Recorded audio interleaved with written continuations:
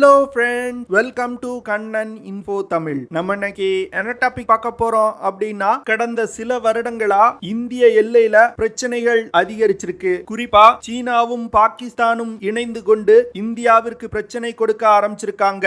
வரும் காலத்துல இந்தியா சீனா மற்றும் பாகிஸ்தானுடன் ஒரு டூ ஃப்ரண்ட் வாரை சந்திக்க நேரிடும் அப்படின்னு டிஃபென்ஸ் எக்ஸ்பர்ட்ஸ் சொல்றாங்க. இந்த சூழ்நிலையில சீனா மற்றும் பாகிஸ்தானை எதிர்த்து போரிடுவதற்கு 5 முக்கியமான ஆயுதங்களை தன்னுடைய படையில் இணைச்சிருக்காங்க. இந்த 5 ஆயுதங்களும் வரும் காலத்துல நடக்க உள்ள யுத்தங்கள்ல இந்தியாவிற்கு பேருதவியா இருக்க போகுது. இந்த வீடியோல இந்தியா சீனா மற்றும் பாகிஸ்தானை எதிர்த்து போரிடுவதற்கு படையில் இணைச்சிருக்க 5 ஆயுதங்கள் என்ன, அந்த ஆயுதங்களோட செயல்திறன் என்ன, இந்தியா இந்த ஆயுதங்களை பயன்படுத்தி சீனா மற்றும் பாகிஸ்தானுக்கு எப்படி பதிலடி கொடுக்க முடியும் அப்படிங்கிறது குறித்து நம்ம டீடைலா இந்த வீடியோல பார்க்கலாம். நம்ம சேனல்ல டிஃபென்ஸ் ரிலேட்டடா தினம் ஒரு வீடியோ பப்ளிஷ் பண்ணிட்டு இருக்கோம். உங்களுக்கு டிஃபென்ஸ் ரிலேட்டடான செய்திகளை உடனுக்குடன் தெரிஞ்சுக்கிடணும்னா நம்ம சேனலை சப்ஸ்கிரைப் பண்ணி சப்போர்ட் பண்ணுங்க. நீங்க பண்ற ஒவ்வொரு சப்ஸ்கிரிப்ஷனும் எனக்கு அடுத்த வீடியோஸ் போடுறதுக்கு ஒரு மோட்டிவேஷனா இருக்கும். இந்தியா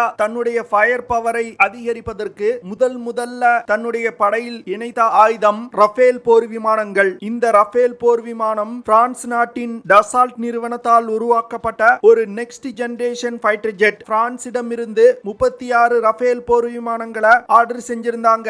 இந்தியா ஆர்டர் செஞ்சிருந்த 36 போர் விமானங்கள்ல 32 போர் விமானங்களை பிரான்ஸ் இந்தியாவுக்கு டெலிவரி செஞ்சிட்டாங்க. மீதமுள்ள 4 ரஃபேல் போர் விமானங்கள்ல இந்தியாவிற்கென்றே பிரத்யேகமா சில மாற்றங்களை பிரான்ஸ் செஞ்சு வர்றாங்க. கூடிய விரைவில் இந்த 4 போர் விமானங்களையும் இந்தியாவிற்கு பிரான்ஸ் சப்ளை செய்வாங்க. இந்தியாவிடம் 2 ஸ்குவாட்ரான் ரஃபேல் போர் விமானங்கள் இருக்கு. அதுல ஒரு ஸ்குவாட்ரான் வெஸ்ட் பெங்கால்ல இருக்கக்கூடிய ஹஷிங்மாரா ஏர்பேஸ்ல நிலைநிறுத்தப்பட்டிருக்கு. இன்னொரு ஸ்குவாட்ரான சீனா மற்றும் பாகிஸ்தானை ஒரே நேரத்துல சமாளிப்பதற்கு அம்பாலா விமானப்படை தளத்துல நிறுத்தி வச்சிருக்காங்க.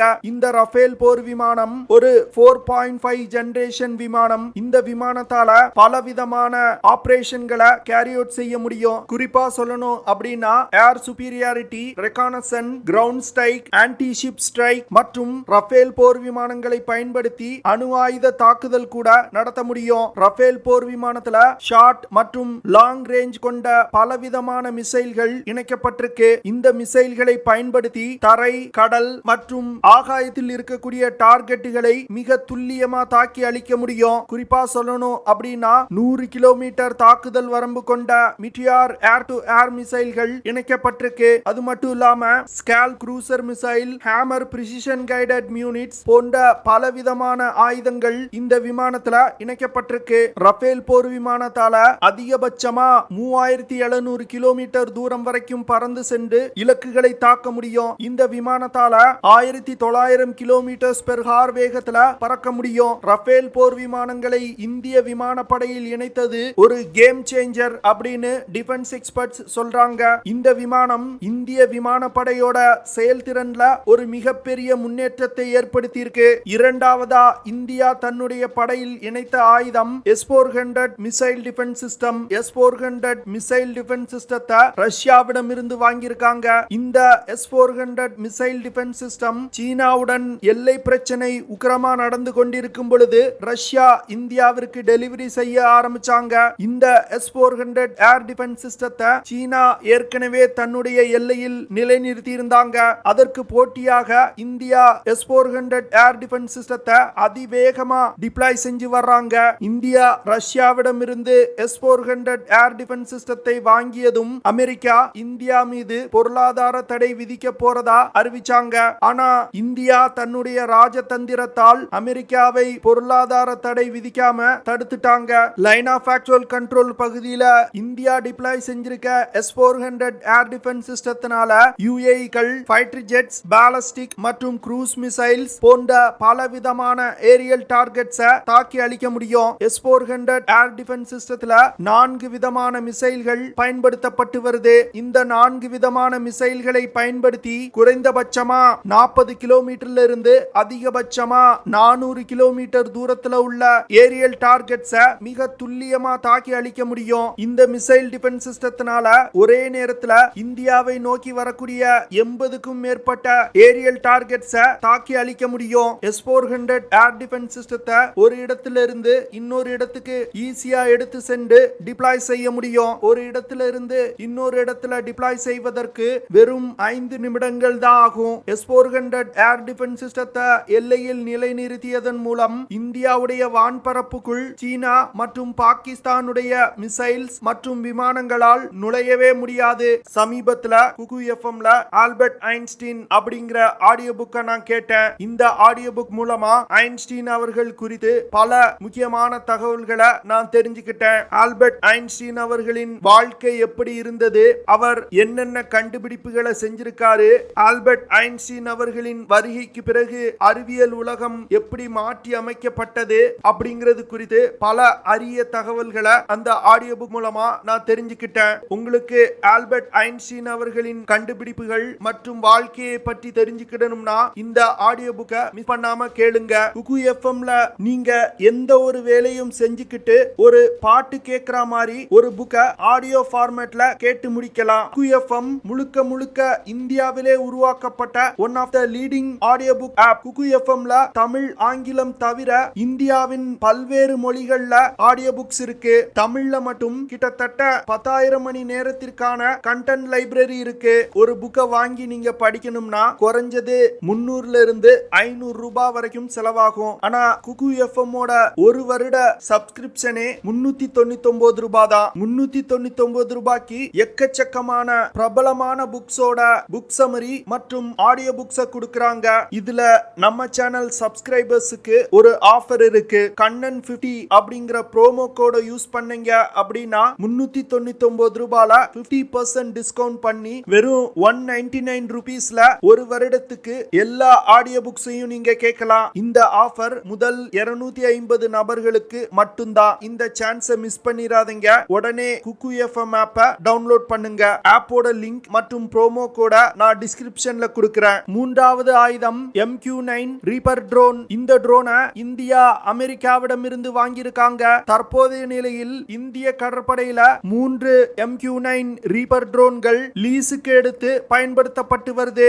இந்த ட்ரோன்களை பயன்படுத்தி சர்வேலன்ஸ் மற்றும் ரெகானசன்ஸ் ஆபரேஷன்களை கேரி அவுட் செய்ய முடியும். அதே வேளையில எதிரிகளின் முக்கியமான இலக்குகள் மீது மிக துல்லியமான தாக்குதல்களையும் நடத்த முடியும். அமெரிக்காவிடம் இருந்து 30 MQ-9 ரீப்பர் ட்ரோன்களை வாங்க திட்டமிட்டிருக்காங்க.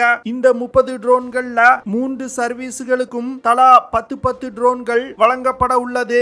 MQ-9 ரீப்பர் ட்ரோன்களை மிகவும் காம்ப்ளெக்ஸான யுத்த களங்கள்ல கூட பயன்படுத்த முடியும். இந்த ட்ரோன்களை பயன்படுத்தி ஹை வேல்யூ டார்கெட்டுகளை மிக துல்லியமா தாக்கி அழிக்க முடியும். இந்த ட்ரோன்கள்னால அதிகபட்சமா 480 km/h வேகத்துல பறக்க முடியும். MQ-9 ரீப்பர் ட்ரோனால 1900 கிலோமீட்டர் தூரம் வரைக்கும் பறக்க முடியும். MQ-9 ரீப்பர் ட்ரோனால அதிகபட்சமா 50,000 அடி உயரத்துல பறக்க முடியும். இந்த ட்ரோன்கள்னால தொடர்ந்து 20 மணி நேரத்திற்கு மேல பறக்க முடியும். MQ-9 ரீப்பர் ட்ரோனோட சிறப்பு அம்சமே காத்திருந்து எதிரிகள் மீது தாக்குதல் நடத்துவது. ஒரு MQ-9 ரீப்பர் ட்ரோனால 4 ஹெல்ஃபயர் மிசைல்களை எடுத்து செல்ல முடியும். இந்த ஹெல்ஃபயர் மிசைல்களை பயன்படுத்தி தான் சமீபத்துல அல் கொய்தா தலைவர் ஐமன் அல் ஜவாஹிரியை அசாசினேட் செஞ்சாங்க.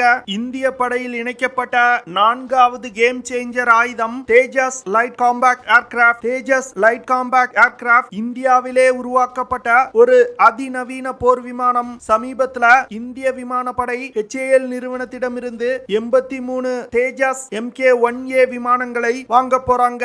இந்த 83 போர் விமானங்கள்ல 73 போர் விமானங்கள் சிங்கிள் சீட்டர் விமானங்கள், மீதமுள்ள 10 விமானங்கள் ட்வின் சீட்டர் விமானங்கள். தேஜஸ் விமானத்தால அதிகபட்சமா 13,500 கிலோகிராம் எடையை சுமந்து கொண்டு பறக்க முடியும். இந்த விமானத்தால மாக் 1.6 அப்படிங்கிற வேகத்துல பறந்து சென்று இலக்கை தாக்க முடியும். அதாவது ஒலியின் வேகத்தை விட 1.6 மடங்கு வேகத்துல இந்த விமானத்தால் பறக்க முடியும். தேஜஸ் விமானத்தால அதிகபட்சமா 3200 கிலோமீட்டர் தூரம் வரைக்கும் பறக்க முடியும். இந்த விமானத்துல பல்வேறு விதமான ஆயுதங்கள் இணைக்கப்பட்டிருக்கு. குறிப்பா ரஷ்யா, இஸ்ரேல், பிரான்ஸ் போன்ற பல நாடுகளால் தயாரிக்கப்பட்ட ஆயுதங்கள் இந்த விமானத்துல இணைக்கப்பட்டிருக்கு. Air to air missile, air to surface missile, anti anti radiation missile, anti ship missile, precision guided units போன்ற பலவிதமான ஆயுதங்கள் இந்த விமானத்துல இணைக்கப்பட்டிருக்கு. இதனால இந்த விமானத்தை வாங்குவதற்கு பல நாடுகள்